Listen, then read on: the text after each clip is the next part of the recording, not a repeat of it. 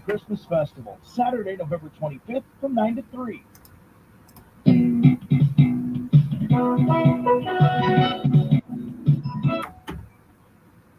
This is the morning sports desk for Wednesday, November 22nd. Corey on the line today. We are joined with Pillager Activities Director Matt Moen. He's joining us on our Activity Director check around across the region, and he's waking up early with us this morning. Hey, Matt, how's it going?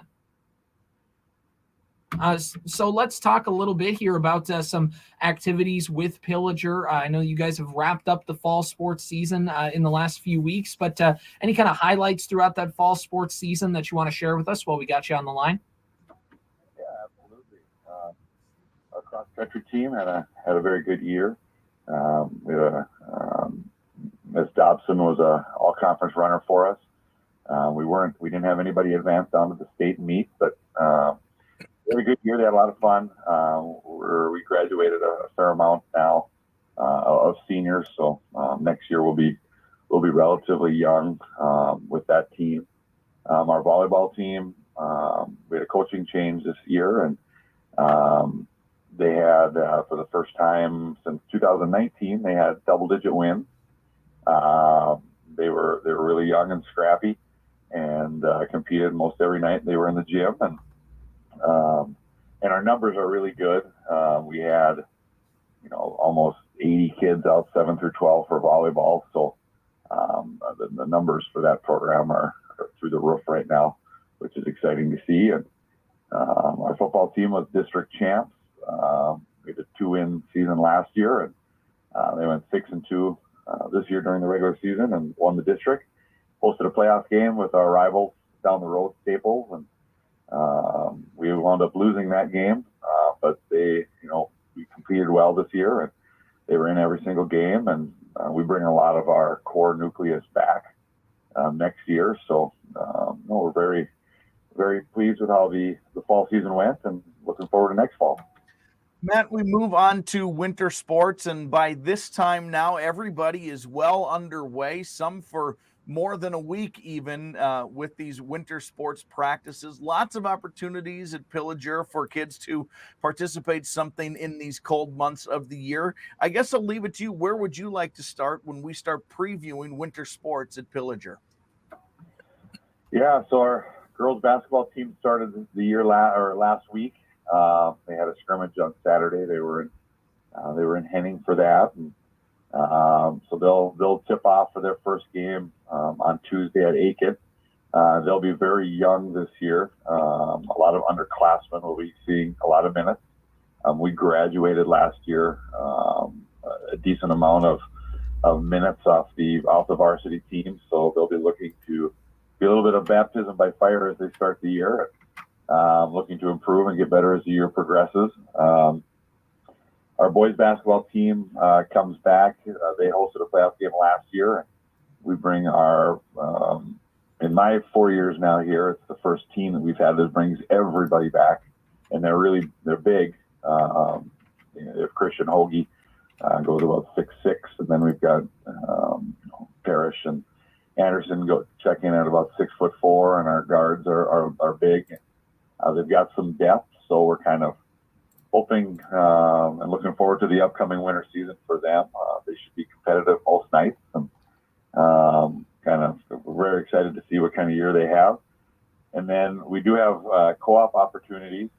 We have girls now that are competing, heading to Little Falls. We have co-ops at Little Falls for dance and gymnastics. And then also we have wrestling. And then one of the things, we've had a lot of interest for wrestling here. It's not a varsity sport that we offer independently, but like I said, we are co-op with that. But on Monday, we had our first varsity, or not varsity, but our first wrestling practice at Pillager, because what we're doing to try to get because we have a lot of interest in wrestling is, but the one thing that kids haven't wanted to drive to Little Falls every single day, which I get because those get to be long days, just even for practices, they're not home till 6:30. Right. So what we've tried to do then is, they're going to practice in Pillager, probably 3 days a week. and then head to Little Falls 1 or 2 days. So in 7th through 9th grade, we had 21 kids come out for wrestling on Monday. So we're very excited to kind of see where that goes. And, we're hoping here in the next couple of years is that we would actually have our own wrestling program here at Pillager for the first time. So that's pretty cool to have. I mean, it's numbers is always it's always the thing, right? Whether the sport has been long established at your school or if you're trying to get it going, it just is not going to maintain itself if you don't have those numbers. It must be exciting to see from your perspective. Yeah, and we have the interest there, and the school with the enrollment that we have, we need to have some more opportunities for those kids because there's a lot of kids walking the halls in the winter months that don't have anything to do, and wrestling would be a great sport for them. And we're excited where that's going to go and provide those opportunities and kind of see where it goes from there. Matt, what other winter sports, what other winter activities are kind of on the docket for Pillager that you're looking forward to? So we have the middle school musical is next weekend, first weekend in December. Schoolhouse Rock Live. So the middle school kids have been going to the MEA break now, getting ready for that. We've got about 40 kids that have been going to that every night. And so they'll, in the CTC Center, they'll kick that off with a performance next Saturday. I don't have a calendar in front of me. I want to say it's December 2nd at 3 and 7. And then on Sunday, they'll have a performance at 2. And so people can buy their tickets online and come out and watch that. And our robotics team, we've got about 18 kids out for robotics. They have their first competition next weekend in St. Cloud, and they're practicing 2-3 days a week after school. And we have a new coach, Nick Heiser, is taking over that program, and they're excited for what the year holds there. All right, Matt. Awesome. Anything else about Pillager that you want to let us know about while we have you on the line? And I know there's a lot of stuff going on over with the Husky activities right now. Yeah, no, we're excited if people were able to come out to our football complex this fall. Over the last year and a half, 2 years, we've been able to offer some upgrades in that area. We put new bleachers in, new lights, and then our baseball and softball complex in the back have also gotten upgrades. We'll make a switch now this spring. Our varsity field has been on the south side of the school here for the last 8 or 10 years. But if you came and played baseball in Pillager in the 80s and the 90s, you used to play back by the football field. So the plan is that we will transition back to the old varsity field now. That's got a complete upgrade back there. So we have PA systems on the baseball and softball field now for the first time. And screening, and we've added, so for you guys, we have press boxes now. So when you come and broadcast, love it.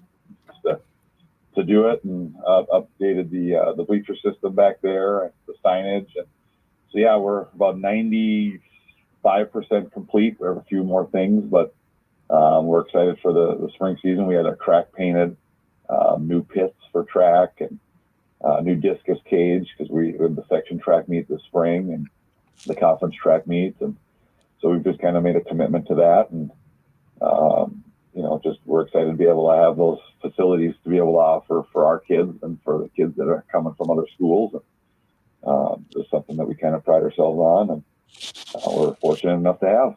We're talking with Pillager Activities Director Matt Moen. He's joining us live on the morning sports desk as we do our activity director check around across central Minnesota like we've been doing all fall long. Hey, Matt, great to get to chat with you. Great to get to hear all the cool stuff that's happening in Pillager. Thanks for taking the time to talk with us this morning. Have a great Thanksgiving, and we look forward to talking with you later in the school year. That's Matt Moen, Pillager Activities Director. Hey, Corey, what kind of stood out to you in that interview with Matt?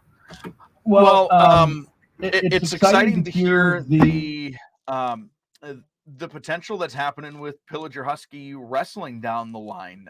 To see some of that excitement happening at the younger levels, the interest that is starting to bubble up with that wrestling program. That's a big deal, and I get where he's coming from. That that travel that needs to happen, especially to Little Falls. Now, it's not terribly far from Pillager, but it's also in the middle of winter. On a Wednesday night, it's a tough drive. Yeah, it's tough. So it's fun to see, that's starting to bubble up to the surface and see some excitement there.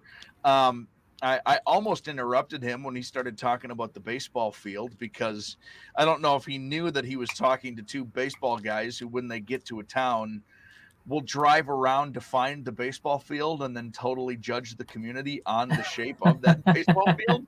So that's pretty cool and exciting to move back to, like he said, where the old varsity field used to be, and some of the upkeep that has been done to get it ready. That's happening around the track, because they're hosting the section track. All things to look forward to this fall. And then the other thing more relevant to this winter sports season was, holy buckets, is that boys basketball team enormous. Yeah. Did you hear that starting lineup? Holy smokes. And that they brought everybody back from last year. Back, and they average 6'4" or whatever. Just ridiculous. It's crazy. It's going to be fun. It's always good because we get the little preview and we just kind of get little nuggets here and there of certain teams across the conference. So when we do a game, and we'll inevitably have Pillager on the broadcast schedule, we can just go talk to the basketball team. We can talk to the coaches, and we can say, hey, you guys have height. Like we know that coming in without even having to look at the program. So it's awesome to be able to get these little nuggets, and hopefully you guys listening are able to pick up on some stuff as well. It's really cool. These activities directors have been very gracious with their time and been awesome to talk to all fall long. We're going to keep that going here into December and in 2024 as well. But Corey, let's stay on the topic of baseball here for a second. We got a couple of things we just need to pound through quickly, but Joe Mauer, he's on the Hall of Fame ballot now.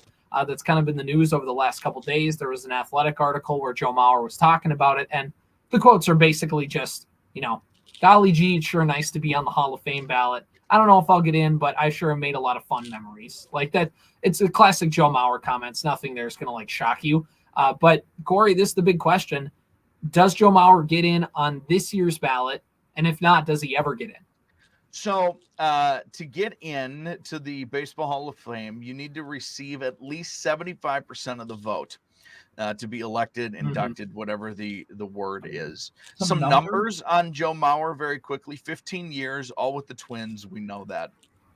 He was a career .306 hitter and had a career .388 on-base percentage. Is that good? It's all very good. Here's the interesting thing about Joe Mauer. And we've talked about this. We've talked about Joe Mauer off and on since we started working together.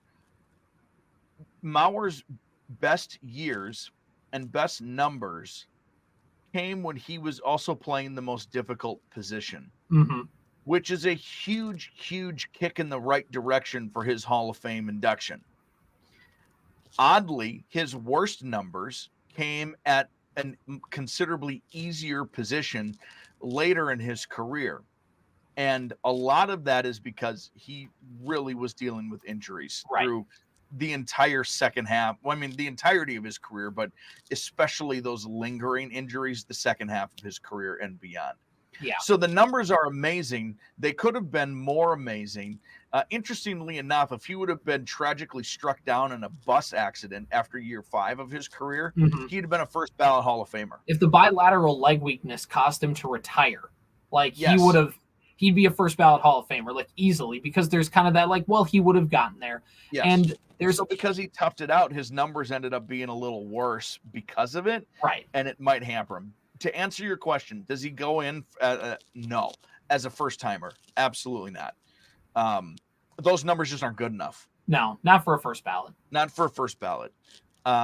Will he get in? He better. I think so. I mean, he was a 2-3-time batting champ. Generationally great hitter. And an MVP. 3-time batting champ, MVP, Silver Slugger, Gold Glover, all the awards that you need to win. I mean, there's some hard and fast numbers that get you in, but also isn't one of the things that get you in being one of the most feared best players in your generation. Right. He was that guy. He's got over 2,100 hits. Would have gotten more if you would have played in 2019, but his vision, with the concussions, it just got worse enough where he's it's not worth it anymore. He'll get in, but he might be a Burt Blyleven, quicker than Burt Blyleven. He'll get in a lot quicker down the line. I think it'll be within I think it'll be like 5 years from now, I'll say. He'll get in. He'll get in. It just won't be right away. Happy Thanksgiving. I got to go. There's Corey Tackman with the morning sports desk. And yeah, Mauer's going to get in. I think it's just going to take a little bit of time. But the one interesting nugget I did get from that Athletic article about Mauer was, yeah, he was actually planning on going one more year and playing in 2019. But with he had some concussions that year. And I think there was one other injury. And I think basically what they said is his vision just got a little blurry because of the concussions. And I don't know if you know this, but it's really hard to hit a baseball when you have perfect vision. And with him, the vision's not right. And he felt like that maybe was the right time to retire. But he could have easily gotten to 2,300 hits if you'd have played it. Like if you would have played 2 more seasons, maybe he plays up through 2020. He gets close to 2,500 hits in his career, and things look a little bit different. But the fact that Mauer decided not to, it's all very complicated. But basically, if you're going to judge, Joe Mauer should be a Hall of Famer. Joe Mauer he will be. I'm going to stake my claim on that one.